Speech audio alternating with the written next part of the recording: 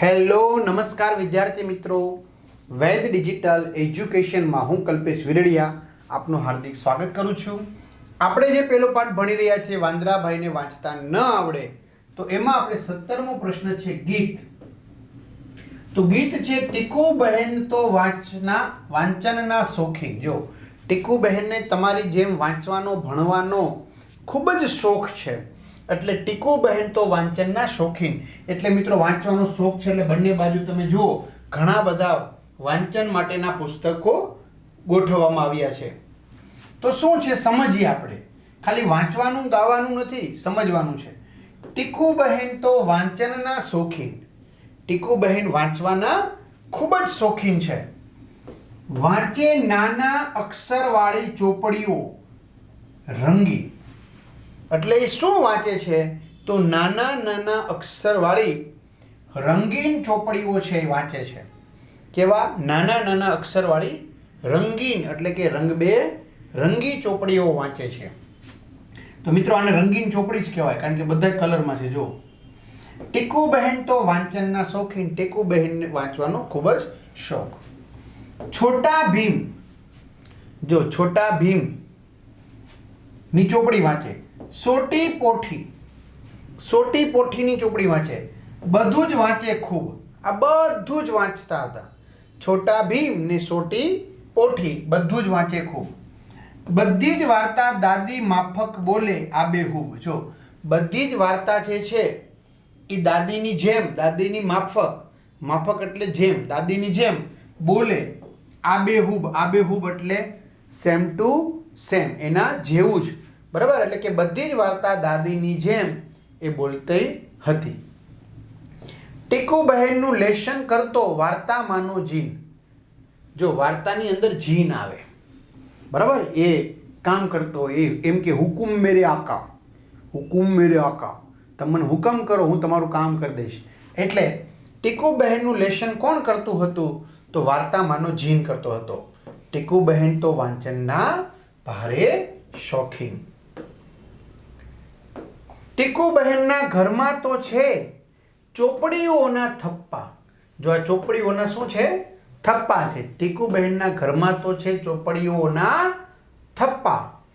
ટીકુની આજ્ઞાથી એટલે હુકમથી સાથે વાંચે મમ્મી પપ્પા. જો ટીકુ બહેન એના મમ્મી પપ્પાને પણ એમ કે ચાલો તમે પણ મારી સાથે વાંચવા બેસો. એટલે ટીકુ બહેન આજ્ઞા કરે તો ટીકુની આજ્ઞાથી સાથે વાંચે મમ્મી પપ્પા. એમના મમ્મી પપ્પા પણ સાથે વાંચતા. વાંચતા ઊંઘી જાય ને પહોંચી જાતા ચીન. જો વાંચતા ટીકુબેન ઊંઘી જાય, કારણ કે વાંચતા ઊંઘ આવે. બરાબર? ઘણીવાર ઘણા લોકોને કેવું હોય કે ઊંઘ ન આવતી હોય ને એટલે વાંચવા બેસે. એટલે વાંચે ને એટલે ઓટોમેટિક એમની આંખો છે એ ઘેરાવા લાગે. એટલે કે છે વાંચતા આવે ઊંઘ, એટલે ઊંઘી જાય ને પહોંચી જાય ક્યાં?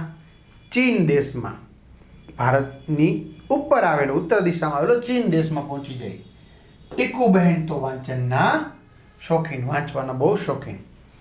એક દિવસની વાત કરે છે. એક દિવસ તો અંજવાળામાં એટલે કે અજવાળું હોય ને, દિવસ જેવું હોય ત્યારે ટીકુ બહેન થયા ગુમ. બરાબર? એક દિવસ અજવાળાની અંદર ટીકુ બહેન કેવા થઈ ગયા? ગુમ થઈ ગયા, ખોવાઈ ગયા. દિવસે ખોવાઈ ગયા અજવાળામાં. અંધારું હોય ને ખોવાઈ જાય તો બરોબર છે, અજવાળામાં ખોવાઈ ગયા, પ્રકાશમાં ખોવાઈ ગયા. એક દિવસ તો અજવાળામાં થયા ટીકુ બહેન ગુમ થઈ ગયા. આખા ફળીએ શોધે સૌ કોઈ. જો આખું એનું જે ફળિયું છે એ ફળિયામાં બધા શોધવા લાગ્યા કે ટીકુ બહેન ક્યાંય ગયા. બરાબર? આખા ફળિયામાં શોધે સૌ કોઈ. જાજી પાડે બૂમ. બધા બૂમ પાડતા હતા, ટીકુ ક્યાં છો તું? ટીકુ એમ. શાણા એટલે હોશિયાર, બુદ્ધિશાળી. ટીકુ બહેન પલંગ નીચે વાંચનમાં તલ્લીન. જો આ પલંગ છે એની નીચે ટીકુ બહેન શું છે? વાંચવામાં તલ્લીન છે. તલ્લીન એટલે બધા બૂમ પાડે છે ટીકુ, તો એને સંભળાતી નથી. એટલે કે છે શાણા, હોશિયાર ટીકુ બહેન પલંગ નીચે વાંચવામાં કેવા થઈ ગયા છે? તલ્લીન થઈ ગયા છે. ટીકુ બહેન તો વાંચનના શોખીન. કોણે લખ્યું છે આ કાવ્ય? હર્ષવી પટેલે. ચાલો હવે એના પરથી પ્રશ્નો છે, વાતચીત છે. વાતચીત એટલે પ્રશ્નો. ટીકુ બહેનને શું બહુ ગમતું? તો ટીકુ બહેનને વાંચવાનું બહુ ગમતું. તમે શું વાંચો છો? તો હું વાર્તાની ચોપડીઓ વાંચું છું. વાંચવું, લખવું, ગાવું, રમવું. વાંચવું, લખવાનું, ગાવાનું, રમવાનું, આ ચારમાંથી તમને શું કરવાનું ખૂબ ગમે?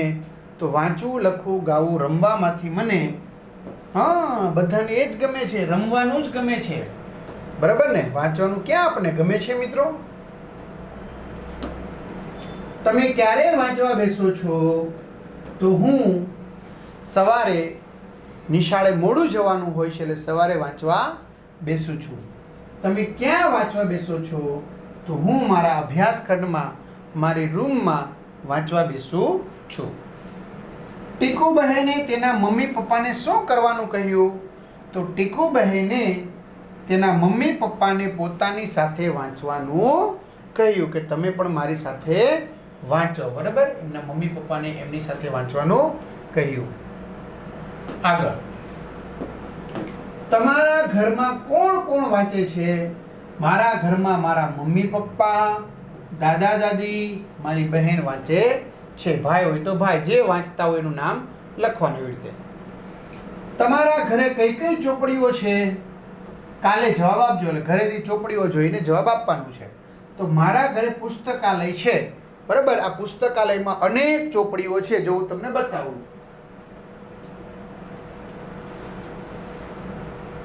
જો, રાજકુમારીની વાર્તાઓ છે, પાછળ રાજકુમારની વાર્તાઓ છે. જાદુગરની વાર્તા, તમને મજા આવે એવી છે, જાદુઈ વાર્તા. ગુણસભર વાર્તા છે. જો, અરેબિયન નાઇટ્સ, પ્રાચીન વાર્તા, રહસ્યમય વાર્તા, દંતકથાઓ, રસપ્રદ પ્રેરણાત્મક વાર્તાઓ, ન્યાય કથાઓ છે, દાદીમાની મજેદાર વાર્તાઓ, સાહસ કથાઓ, બે સારા સંસ્કારની વાર્તાઓ, પ્રાણીઓની પ્રેરણાત્મક વાર્તાઓ. બરાબર? આ બધાની પાછળ છે બીજી સદગુણોની વાર્તાઓ છે. અરેબિયન નાઇટ્સ 1 છે. બધું આનંદપ્રદ રમૂજી વાર્તા છે.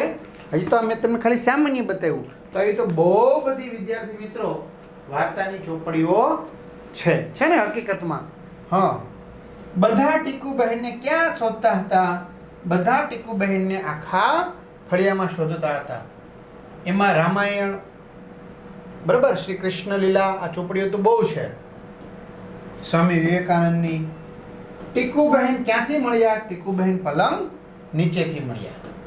ચાલો, હવે તમારે એક આ સરસ મજાની પ્રવૃત્તિ કરવાની છે અને જવાબ લખવાના છે. તમારે એક અરીસાની જરૂર પડશે. અરીસો ન હોય તો બીજા મોબાઈલની જરૂર પડશે. બીજા મોબાઈલમાં તમારે સેલ્ફી લેતા હોય ને, આપણે આપણો ફોટો પાડતા હોય એવી રીતે ફોન રાખવાનો છે આના પર આમ. એટલે આ વાક્ય છે ને ઊંધાઈ તમને જતા દેખાશે. ટીકુ બહેનને વાંચવાનું ખૂબ ગમતું. જો આ વાંચવાનું ખૂબ ગમતું એવું છે. અરીસો છે ને, અરીસો આમ રાખવાનો, અરીસો પછી આમ આમ અરીસો રાખીને તમારે વાંચવાનું. જો,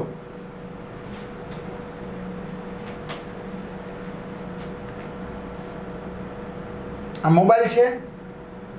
બરાબર? હવે એનો સેલ્ફી પોઈન્ટ લઈ લઈએ આપણે. બરાબર? સેલ્ફી પોઈન્ટ લઈને તમારે આમ વાંચવાનું. આમ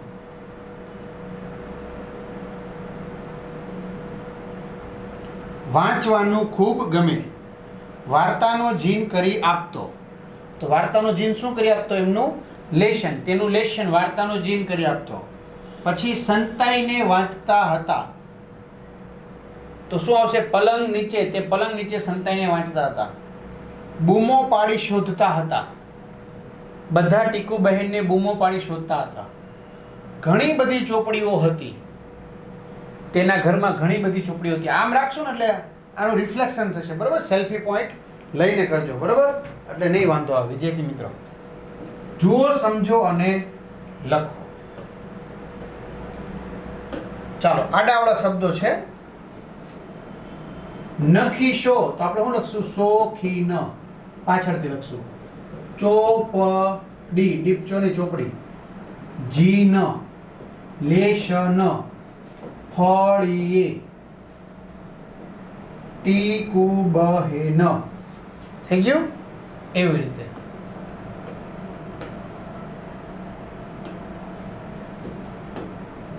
પલંગ આજ્ઞા અજવાળું. તમારા મિત્ર સાથે જોડીમાં બેસો, ગીતના બીજા 5 શબ્દ ઉલટાવીને લખો અને હવે તમે અને તમારા મિત્ર એકબીજાની સાથે ચોપડી બદલાવી લો. તમારા મિત્રએ ઉલટાવેલ શબ્દો તમે સાચી રીતે લખો અને તમારા ઉલટાવેલા શબ્દો તમારા મિત્રને કહેશો સાચી રીતે લખે. ઠી પોટી સો, સો ટી પોઠી.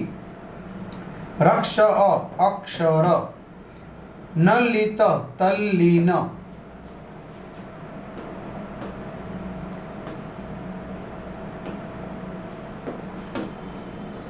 મભી ભીમ, નગીર રંગીન. ચલો મોટેથી ગાઓ. જાણે મોટો કારીગર, કડિયો મોટો કારીગર, મકાન મોટા બાંધે. ચલો ગુથી ગુથી બનાવે ઘર. જો ગાવાનું છે. એવું પક્ષી કયું વળી ડાળે લટકે જેનું ઘર? તો આપને ખબર છે સુગરી. સુગરી આવે ને. જાણે મોટો કારીગર ગુથી ગુથી બનાવે ઘર, એવું પક્ષી કયું ડાળે લટકે એનું ઘર? ઉંદર મામા ચૂંચું, સામે ઊભો હું છું. મિની મિની મ્યાઉ મ્યાઉ, ઓરી આવતો દૂધ પાવ. ચાલો હસીએ. દીપુ, હે ટીકુ કેવો રહ્યો દિવસ? દીપુ શું પૂછે ટીકુને? હે ટીકુ કેવો રહ્યો આજનો દિવસ? ટીકુ, બેકાર યાર, હાવ નકામો. અમારા ટીચરને કશું સાચું ન કહેવાય, અમારા ટીચરને કશું સાચું ન કહેવાય. દીપુ કહે છે કેમ? તો ટીકુ કહે છે એમણે પાટિયામાં રાષ્ટ્રગીત લખ્યું ને પૂછ્યું રાષ્ટ્રગીત કોણે લખ્યું?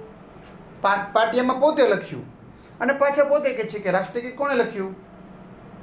બરાબર એમ. દીપુ, તો બરોબર. ટીકુ, મેં કહ્યું સર તમે તો મારી સામે ડોળા કાઢી જોઈ રહ્યા છો. સર તમે તો મારી સામે ડોળા કાઢી રહ્યો છો. દીપુ કે હા બરોબર બરોબર બરોબર. ચાલો તમારે મને કહેવાનું છે રાષ્ટ્રગીત કોણે લખ્યું? રાષ્ટ્રગીત અને રાષ્ટ્રગાન. રેડી? ચલો આ સાથે આ પાઠ પૂર્ણ થાય છે. મળીશું બીજા પાઠમાં. ત્યાં સુધી રજા લઈએ. અસ્તુ. જય હિન્દ, જય ભારત.